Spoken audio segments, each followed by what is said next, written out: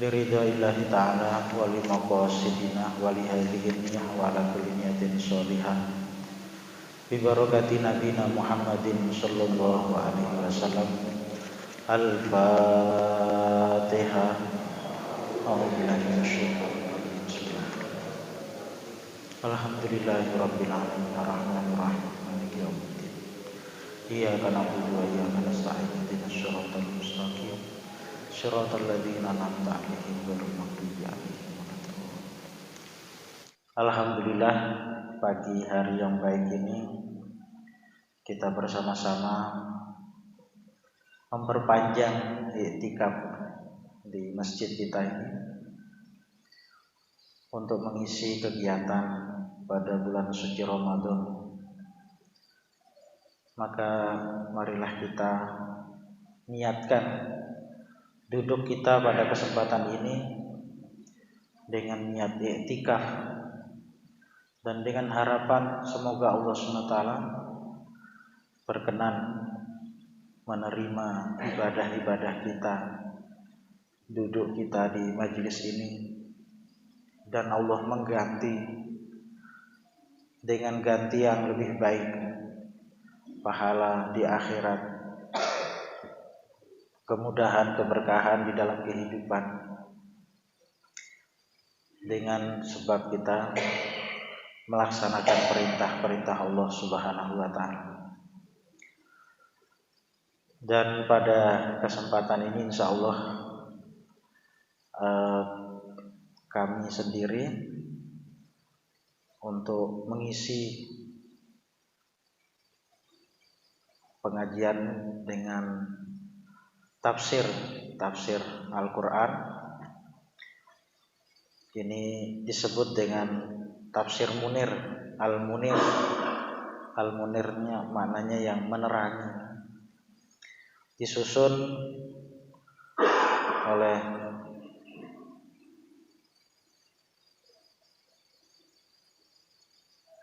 Al-Alim Syekh Muhammad Nawawi Al-Jawi. Tapi beliau mengambil penafsiran di dalam kitab ini itu dari Imam Abi Hasan Ali ibnu Ahmad. Ini yang menyusun kitab tafsir. Kemudian beliau menerangkan beberapa keterangan-keterangan di dalam tafsir ini, tafsir Al-Munir. Biasa juga disebut dengan tafsir An-Nawawi, dinisbatkan kepada beliau. Ulama yang mengajar bisa dikatakan hampir seluruh kehidupan beliau itu adalah di dalam ilmu, di mana beliau belajar kemudian juga mengajar di Masjidil Haram, kemudian sempat balik ke negeri ini, ke Indonesia. Kemudian beberapa tahun berikutnya beliau kembali lagi, kemudian menetap lagi di Makkah Al-Mukarramah sampai beliau meninggal. Imam Nawawi. Banyak kitab-kitab yang beliau susun. Di antara tafsir beliau ini adalah tafsir Munir atau tafsir An-Nawawi. Dan tentu saja tafsir itu adalah mengikut kepada mufassirnya, kepada ulama yang menafsirkan. Dan beliau di dalam menafsirkan ini tentu adalah dengan berpegang kepada ilmu-ilmu yang telah beliau pelajari, dengan dasar-dasar yang beliau miliki, kemudian dituangkan di dalam tafsirnya. Ada tafsir induk Al-Quran, seperti tafsirnya Ibnu Katsir, Imam Ibnu Katsir. Di situ banyak keterangan-keterangan dengan dalil-dalil yang kuat mengenai tafsirnya ayat. Dan ini kita akan baca bersama tafsir An-Nawawi. Hanya saja ini diambil ayat-ayat yang sesuai atau yang dipilih untuk kita bahas, karena tidak mungkin untuk semuanya untuk kita baca. Pada kesempatan ini kita akan membaca bersama mengenai tafsirnya ayat perintah puasa dalam surat Al-Baqarah 183. Bismillahirrahmanirrahim. Ya ayyuhalladzina amanu kutiba alaikumusiyam kama kutiba alal ladzina min qablikum la'allakum tattaqun. Ya ayyuhalladzina amanu, wahai orang-orang yang beriman. Ya ayyuhalladzina, wong akeh, amanu kang padha iman sapa si alladzina. Kutiba dan wajibake alaikum ing atase sira kabeh apa asyamu puasa. Kama kutiba kaya dene oleh dan wajibake apa siam alal ladzina ing atase wong akeh min qablikum saking sadurunge sira kabeh. Ai minal anbiya takase saking pira-pira nabi alaihimus sholatu wassalam. Alaihim iku tetep ing atase anbiya as-sholatu utawi rahmat kang agung, wassalamu lan keselamatan. Wal umami lan pira-pira umat min ladun Adam alaihi salam, awit saking Nabi Adam alaihi salam. La'allakum supaya ne ono sapa sira kabeh ana iku tattaquna padha takwa sapa sira kabeh. Ai tattaquna takase padha njaga sapa sira kabeh, padha takwa sapa sira kabeh Allah ing Gusti Allah. Bisaumikum kelawan puasane sira kabeh. Wa tarkikum lan ninggalake sira kabeh lisyahawati marang pira-pira syahwat. Parrogbatu mangko utawi kesenangan, utawi kekarepan, utawi keinginan bil mat'umi ing dalam panganan, wan manku hilan ing dalam pernikahan. Iku asyaddu luwe banget minar rogbati tinimbang saking keinginan, kekarepan fi ghairihi ma ing dalam saliyane mat'um lan mangku. Wal atqa utawi njogo anhuma saking mat'um lan manku iku asyakku luweh berat. Faida sahila mongko tatkalane enteng alikum ing atase sira kabeh apa ittiqaullahi njogo marang Gusti Allah. Bitarkihima kelawan ninggalake mat'um lan mangkuh, kana mongko ana apa ittiqaullahin takwa marang Gusti Allah bitarki ghairihima kelawan ninggalake saliyane mat'um lan mangkuh iku ashalu luweh enteng. Pertama, menerangkan mengenai perintah wajibnya berpuasa, dan sering kita mendengar ayat ini dibacakan karena puasa niku berdasarkan kitabullah hukumnya wajib untuk dilaksanakan, dan telah diterangkan makna kutiba itu ditetapkan atau diwajibkan. Puasanya hukumnya wajib.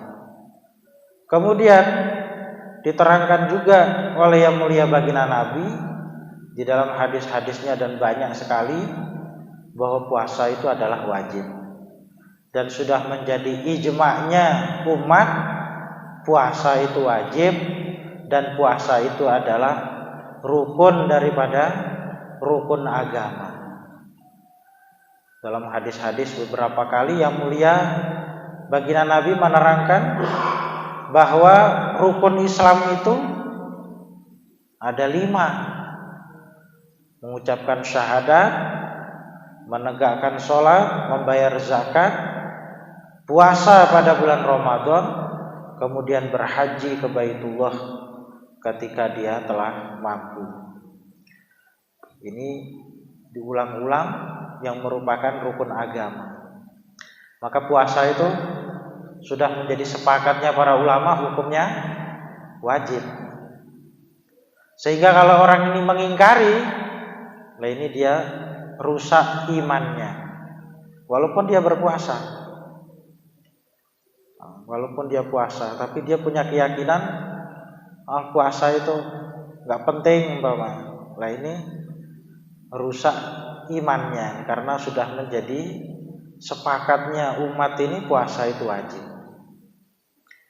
Dan yang wajib itu adalah puasa pada bulan suci Ramadan. Allah mewajibkan puasa sebagaimana Allah juga telah mewajibkan puasa itu alal ladzina min qablikum, kepada orang-orang sebelum kalian. Sebelum kita umat yang mulia baginda Nabi juga Allah telah mewajibkan puasa kepada mereka. Minal anbiya, dari nabi-nabi sebelumnya, wal umami, dan dari umat-umat sebelumnya, min ladun Adam alaihi salam, mulai dari Nabi Adam alaihi salam. Nabi Adam, beliau kan nabi yang awal atau manusia yang pertama. Itu saja sudah diperintahkan untuk melaksanakan ibadah puasa. Jadi puasa ini bukan kepada kita saja, itu tidak. Umat akhir zaman, umat yang mulia baginda Nabi saja yang diwajibkan puasa, tidak. Puasa itu telah diwajibkan oleh Allah kepada seluruh umat manusia, mulai dari Nabi Adam alaihissalam. Ya, mungkin ada tata caranya yang berbeda. Seperti di dalam Al-Quran itu disebutkan mengenai puasa sebelum kita. Ibunya Nabi Isa alaihissalam, yaitu Sayyidah Maryam alaihissalam, beliau berpuasa, dan puasa beliau itu tidak berbicara kepada siapapun. Di samping tidak makan, tidak minum, juga tidak berbicara. Seperti dalam keterangan surat Maryam, inni nazartu lirrahmani shauma falan ukallimal yauma insiya. Sesungguhnya aku hari ini bernazar kepada Allah yang Maha Rahman untuk berpuasa. Inni nazartu lirrahmani shauman, saya bernazar untuk berpuasa. Falan ukallimal yauma insiya, maka saya tidak akan bicara dengan siapapun dari manusia. Jadi puasanya itu diantaranya selain tidak makan, tidak minum, juga tidak berbicara kepada siapapun selama waktu berpuasa itu. Tetapi kalau kita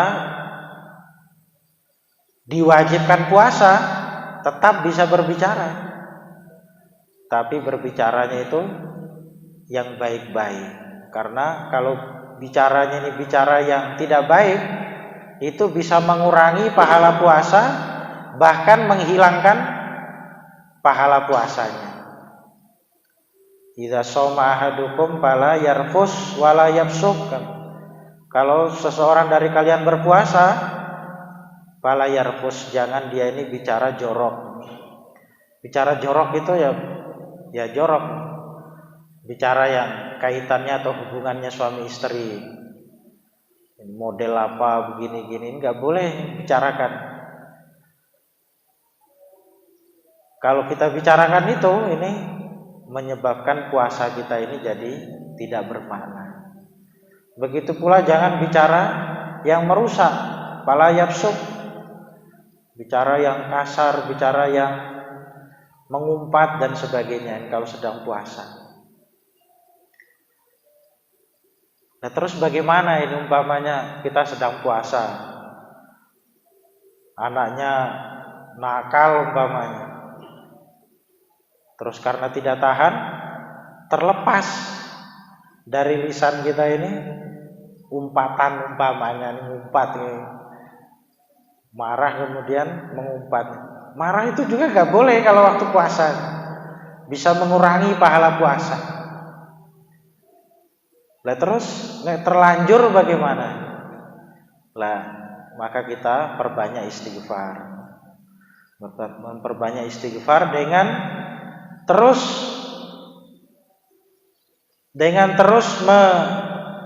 mengatakan kepada diri kita bahwa saya ini sedang puasa.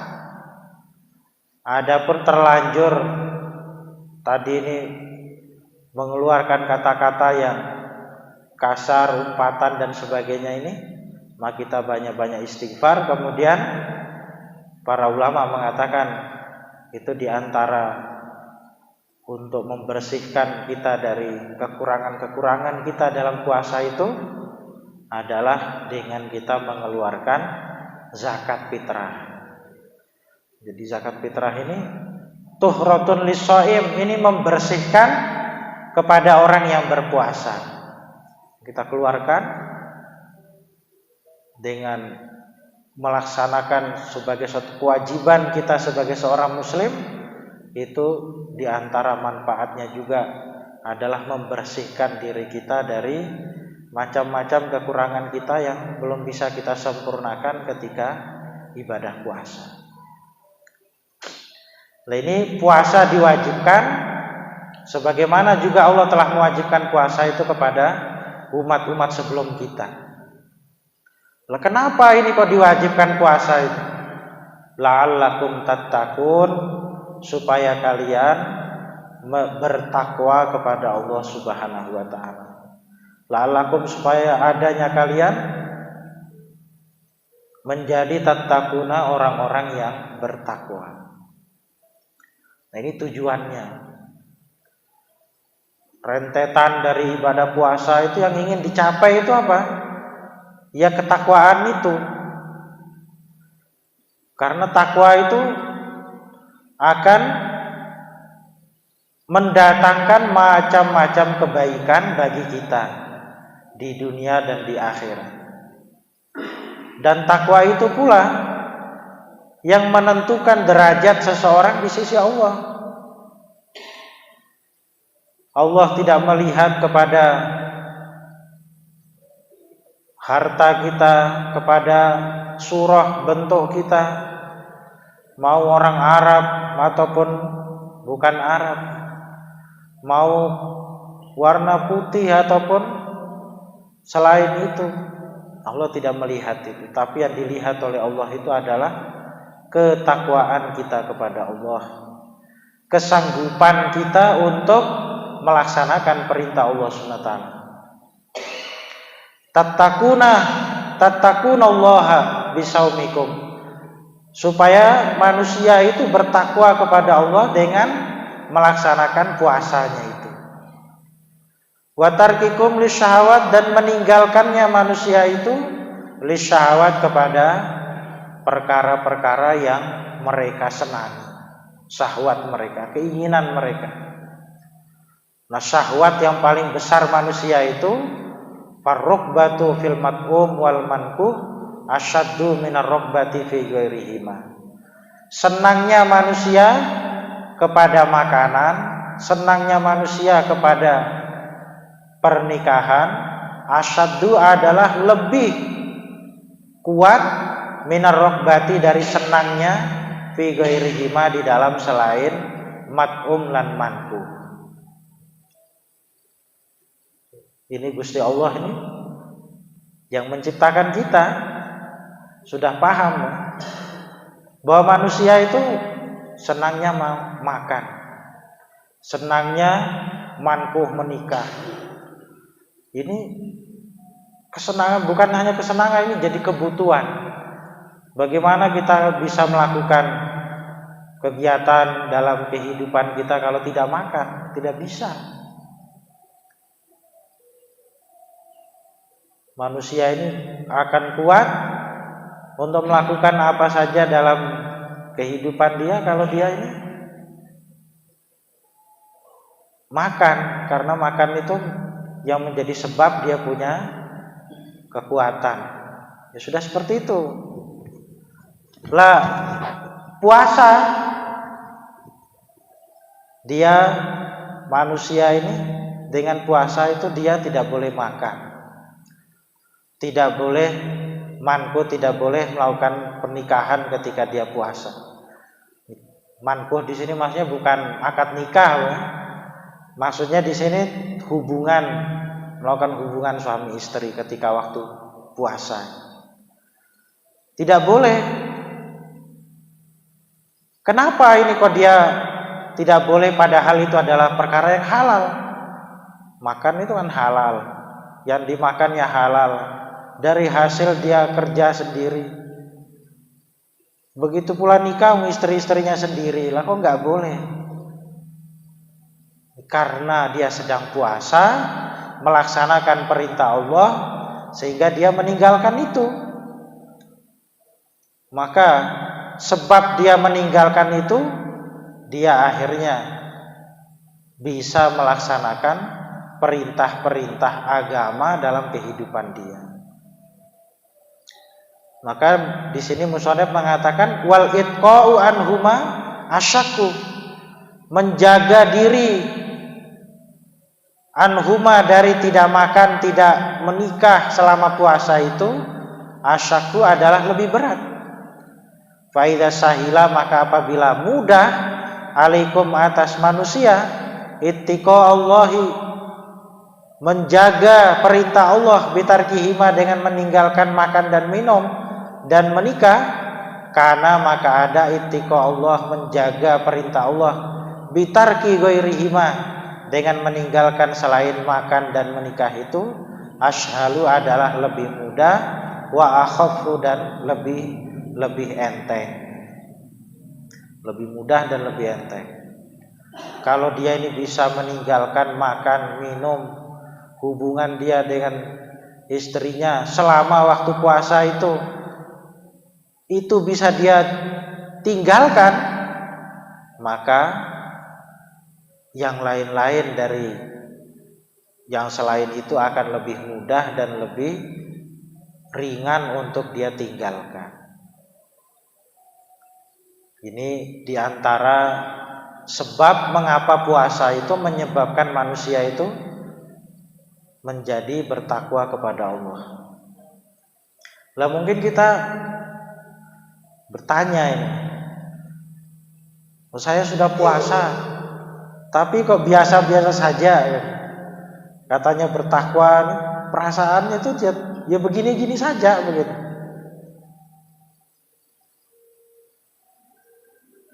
Nah, ini kalau ada perasaan-perasaan seperti itu bagus.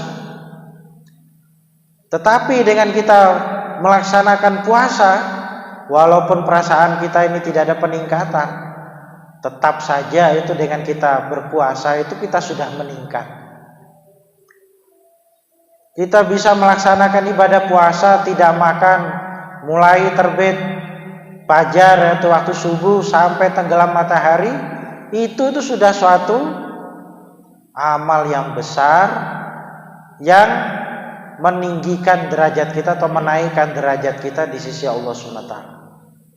Walaupun perasaan kita itu tidak ada perubahan, tidak apa-apa. Tapi sebenarnya ketika kita sudah puasa, itu kita sudah berubah menjadi orang yang menjaga perintah Allah. Kita tidak makan makanan yang ada, padahal punya kita sendiri. Tidak minum, padahal air minumnya itu di rumahnya sendiri, punya dia sendiri. Dan lain sebagainya. Hanya untuk menjaga supaya puasanya itu sah sampai maghrib nanti.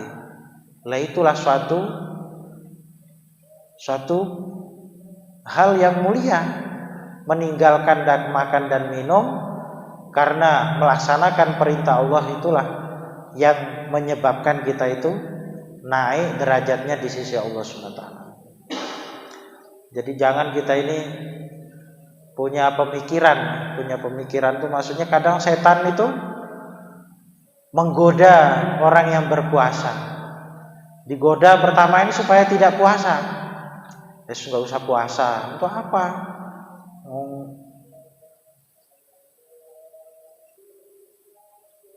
Nggak ada yang lihat katanya begitu. Digoda supaya tidak puasa. Tapi kok dia ini bisa terhindar dari godaan hawa nafsunya itu, dia melaksanakan ibadah puasa. Maka datang lagi was-was dalam hatinya. Hasilnya puasa ini saya dapat apa dari puasa? Nah, kadang begitu. Kita melaksanakan ibadah puasa itu kita sudah mendapatkan keberuntungan, yaitu melaksanakan perintah Allah SWT. Perintah untuk berpuasa itu kita sudah dapat satu keberuntungan. Nah, kadang perubahan apa yang kamu rasakan? Ya perubahannya itu kita tidak makan mulai subuh sampai maghrib, yang biasanya ini pagi ada sarapannya, siang ada makannya, belum lagi sorenya, belum lagi ini itu dan sebagainya. Semua kita tinggalkan. Lah itulah perubahan yang besar. Lah kok seperti itu tuh kenapa? Ya karena puasa untuk melaksanakan kewajiban kita sebagaimana yang telah diperintahkan oleh Allah Subhanahu wa taala. Dan belum lagi manfaat-manfaat lain seperti secara kesehatan, orang-orang membahas mengenai keutamaan berpuasa, bahwa memang orang yang puasa itu nanti dia ini akan mendapatkan manfaat kesehatan yang lebih dibandingkan dengan orang yang tidak tahu atau tidak pernah puasa. Dia badannya jadi sehat katanya organ-organ tubuh kita ini akan ada waktu untuk istirahat dari makanan-makanan yang dimasukkan. Dan dengan cara begitu itu akhirnya seperti mesin itu turun mesin gitu. Atau seperti mesin itu ada rehatnya untuk diperbaiki sehingga akan lebih lebih baik lagi katanya begitu, dan sebagainya macam-macam secara manfaat-manfaat yang bisa dirasakan oleh orang-orang yang melaksanakan ibadah puasa. Manfaat sehat jasmaninya, begitu pula sehat rohaninya. Nah ini walaupun kita itu tidak merasa sudah puasa, tapi perasaannya seutuh, darah tinggi masih tetap darah tinggi juga, kencing manis juga masih utuh kencing manis. Sehat apa ini katanya? Ya mungkin kitanya belum bisa atau membayangkan seperti apa, tapi yang jelas menurut orang-orang yang ahli itu, kalau dia ini puasa itu badannya tambah sehat. Maka puasa itu adalah hal yang baik dari perintah yang maha baik yang menciptakan kita, yaitu Allah Subhanahu wa ta'ala. Maka puasa ini tentu manfaatnya sangat besar.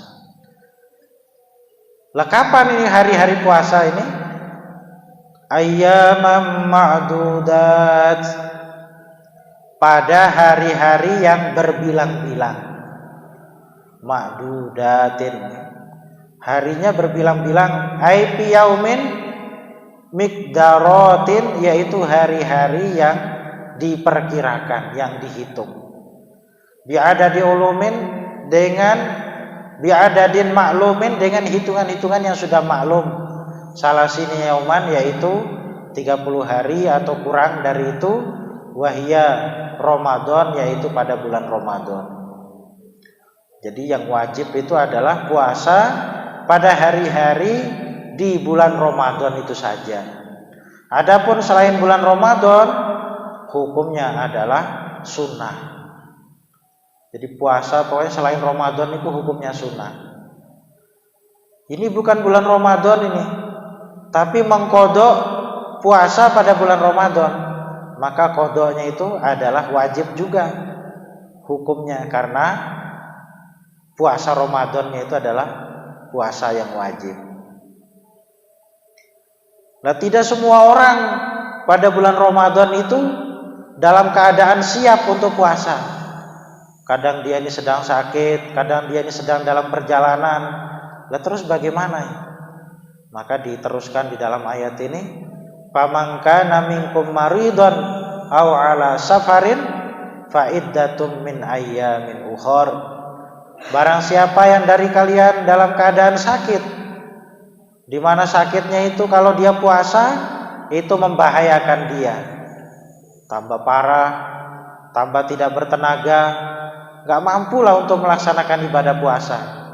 Walaupun sakitnya itu datangnya tengah-tengah berpuasa, paginya sehat Pak, sehat, terus ternyata waktu siangnya itu kepalanya ini ngeliang, tahu aja ngeliang ini, seperti bumi ini seperti berputar begitu, karena kepala yang sakit. Itu pun umpamanya ini dia tidak mampu berpuasa, lah boleh dia tidak berpuasa. Walaupun tengah-tengah puasa kemudian sakit dan dia tidak mampu untuk menyelesaikan, ya dia batalkan saja puasanya. Karena kalau keadaannya sakit atau keadaannya sedang dalam perjalanan yang sudah membolehkan mengqashar dan menjamak sholat, perjalanannya itu sudah ada 2 marhalah atau kurang lebihnya itu 80 km atau hati-hatinya 100 km. Jadi kira-kira sini sampai Semarang itu orang sudah boleh tidak berpuasa.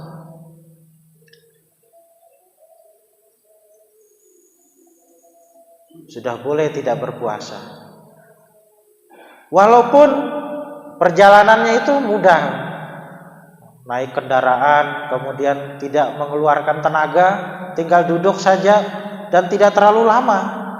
Apalagi jalannya sekarang ada jalan tol, tidak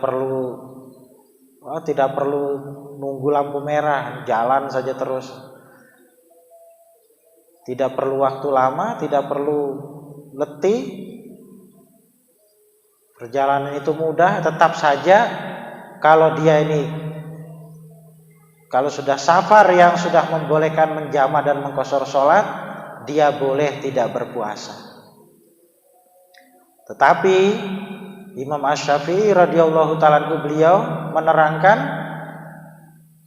kalau orang ini mampu, maka dia sebaiknya berpuasa. Karena bulan puasa itu atau bulan Ramadan itu ada keistimewaan yang tidak ada di luar bulan Ramadan. Apa diantaranya keistimewaan bulan Ramadan? Di antaranya kalau orang ini melaksanakan amal fardu, pahalanya seperti 70 kali amal fardu di luar bulan Ramadan. Melaksanakan ibadah sunnah, pahalanya seperti melaksanakan ibadah fardu di luar bulan Ramadan. Belum lagi keutamaan-keutamaan yang lain, keistimewaan-keistimewaan yang lain yang ada pada bulan Ramadan itu.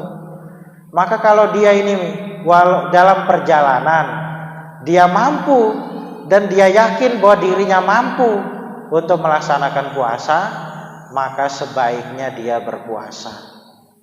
Ini yang disampaikan oleh Al-Imam Asy-Syafi'i radhiyallahu ta'ala. Tetapi secara umum yang telah disebutkan di dalam Al-Quran, orang dalam keadaan sakit atau orang dalam perjalanan boleh dia tidak berpuasa. Termasuk sakit itu adalah orang yang sudah sangat tua. Awak ini sudah sangat tua. Mungkin ya sudah tua lah. Mungkin kita punya bapak ibu yang sudah umurnya lanjut usia. Jelas mereka ini tidak mampu untuk berpuasa. Maka tidak usah puasa. Nah, terus bagaimana? Padahal ini sudah bulan Ramadan. Sebagai ganti dia ini bayar fidyah. Di dalam ayat yang lain terus yaitu diterangkan, fidyahnya itu diberikan kepada fakir miskin yang ada di lingkungannya. 1 hari dia tidak berpuasa itu gantinya 1 mud makanan yang dimasak dengan lauk pauk pada umumnya diberikan kepada fakir miskin di sekitarnya. Sebagai ganti. Mau diuangkan ya silahkan. Nilainya umumnya itu 5.000 umpamanya sudah enak, sudah 5.000 dihitung 1 hari. Diberikan kepada fakir miskin di sekitarnya. Itu sebagai ganti karena tidak mungkin dia melaksanakan ibadah puasa. Apalagi sakit. Terutama sakit-sakit yang secara umum ini sembuhnya itu lama atau sulit kesembuhannya. Nah itu juga tidak usah puasa. Keadaannya sakit. Nek puasa bisa bahaya. Umpamanya menurut dokter yang ahli, maka dia boleh tidak berpuasa. Tetapi ketika dia ini sudah sehat atau dia ini sudah tidak dalam perjalanan, dia wajib mengganti hari-hari yang tidak sempat dia berpuasa pada bulan Ramadan. Sehari ya diganti sehari, 2 hari ya diganti 2 hari.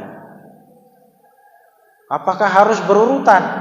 Kan bulan Ramadan itu berurutan puasanya. Sebaiknya berurutan. Tetapi umpamanya dia tidak mampu, bisanya dipisah, maka dipisah pun tidak apa-apa.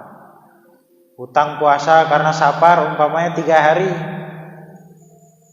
Minggu ini 1 hari. Minggu besok 1 hari. Minggu besoknya lagi 1 hari. Boleh apa tidak? Boleh. Tidak apa-apa. Yang penting sebelum datangnya Ramadan berikutnya sudah dia ganti. Dan ini bagaimana kalau utang puasa itu numpuk-numpuk? Sudah datang Ramadan, utang puasa Ramadan sebelumnya belum sempat dibayar. Terus Ramadan ini juga ada hari juga dia tidak puasa, bahkan mungkin sepenuh Ramadan tidak puasa. Sampai Ramadan berikutnya juga masih sama. Ini bagaimana ini kalau numpuk-numpuk begini? Umpamanya ibu-ibu ini kadang yang banyak terjadi. Sebelum Ramadan ini menikah. Akhirnya Ramadan ini tuh hamil muda.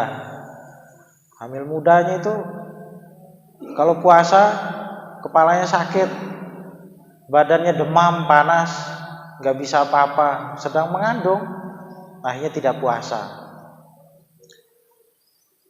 Ramadan berikutnya ini sedang baru babaran, baru kelahiran. Sehingga ketika dia menyusui anaknya, dia tidak bisa berpuasa, tidak mampu, tidak kuat. Khawatir dirinya nanti akan tambah sakit, dia jadi sakit badannya. Boleh tidak puasa. Ramadan berikutnya hamil lagi. Bertumpuk-tumpuk begitu. Anaknya menyusul sehingga utang puasanya ini belum sempat dibayarkan. Nah, maka ini untuk ibu-ibu yang keadaannya seperti itu ya diganti ketika dia ini sudah longgar, anaknya sudah mulai besar dan dia sudah kuat fisiknya, puasanya diganti. Wah, ini kok banyak sekali yang harus diganti. Ya tetap niat mengganti semampu dia. Kalau mampu berurut-urutan ya dikerjakan seperti itu berurut-urutan. Kalau tidak mampu, ya mungkin seminggu itu Senin, Kemis, diambil hari Senin, hari Kemisnya. Itu pun tidak mampu, ya seberapapun kemampuan dia mengganti. Dan sebagai ganti untuk Ramadan yang terlewat terus dia tidak mampu puasa, dia membayar fidyah. Bayar fidyah umpamanya Ramadan ini 30 hari tidak puasa, ya maka sehari itu dia bayar fidyahnya sama seperti orang tua tadi, 1 mud makanan dengan lauk pauk pada umumnya. Dihargai dengan berupa uang ya boleh, berupa makanan diberikannya boleh. Tidak mampu banyak, ya sedikit saja, jangan banyak-banyak. Semampu dia.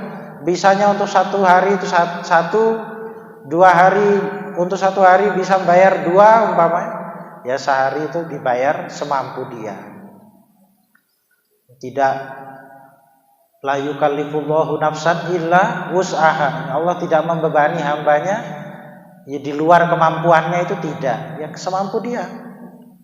Cuma hari ini bisa bayarnya sekian, ya silakan. Puasanya juga begitu, tetap dia niat mengganti. Lah ini kok sampai meninggal dunia belum sempat membayar utang puasanya. Maka ahli warisnya itu kalau mampu dia berpuasa untuk si mayit itu. Umpamanya orang tuanya, ya nanti anak-anaknya, ibu dulu ini ngandung kita sampai beliau ini tidak sempat puasa dan belum sempat mengganti semua puasanya. Lah anak-anaknya puasa untuk ibunya. Anaknya juga ini nggak mampu umpamanya, boleh anak-anaknya itu menyewa orang untuk puasa sebagai ganti puasa ibunya, boleh. Ini ibu saya ini ada tanggungan puasa, mau nggak puasa untuk ibu saya? Nah terus saya ini kerja sehari itu sekian umpamanya, 100.000 umpamanya. Nah kalau saya dibayar 100.000 sehari untuk puasanya itu, saya mau umpamanya orangnya bilang gitu. Wah 50.000 aja. Ya sudah, nah itu bayar 50.000. Nanti orang itu yang puasa sebagai ganti hari-hari yang mungkin orang tuanya dulu tidak sempat berpuasa. Karena apa puasa ini harus diganti? Karena puasa ini kewajiban yang telah diwajibkan oleh Allah pertama. Kemudian puasa itu dalam 1 tahun itu cuma 1 bulan ini saja. Dan supaya manusia memperhatikan puasanya itu, supaya manusia ini perhatikan, kalau enggak tetap kewajiban mengganti, sehingga daripada ganti nanti susah-susah, lebih baik bulan Ramadan itu berpuasa. Itu diantaranya. Wah ini memperhatikan juga tapi tidak mampu, maka ada aturan seperti itu supaya setiap kita ini bertanggung jawab dengan setiap waktu yang telah dikaruniakan oleh Allah dalam kehidupan kita. Ini waktunya puasa tidak mampu karena macam-macam halangan dan sebagainya, maka diganti. Inilah bagian dari bentuk tanggung jawab kita atas karunia Allah berupa waktu sampainya kita pada bulan suci Ramadan.